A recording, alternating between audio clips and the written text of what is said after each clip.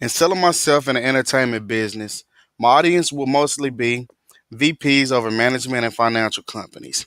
A few things that will be important to my interviewers are my ability to connect with those I will be representing, my ability to negotiate,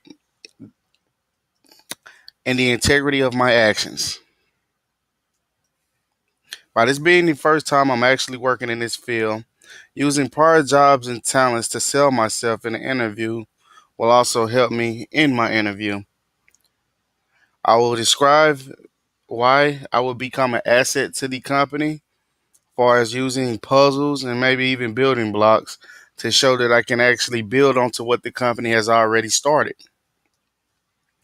I will also go in depth about my past.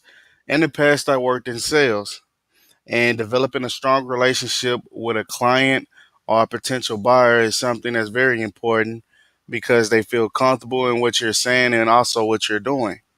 I also added a chart to show sales and the incline in my progression when I was working in sales. A lot of interviewers like to hear the questions that you have for them in an interview. So among those questions, a few that I will be actually asking will be the benefits of the company. And the benefits of the company, one thing that is important to me is 401k and actually retirement. And knowing what the company will match in retirement or actually the 401k will be helpful. Another question that I will have for them is the workload for a week. Is it going to be a Monday through Friday? Will there be 8 weekends incorporated? The hours of the company. Will I be working late nights or will it be, what I'm saying, pretty base set schedule? And lastly, one of the most important things in an interview is knowing what you're going in for and what you will be making. Uh, the salary is something that I will actually be talking about in my interview.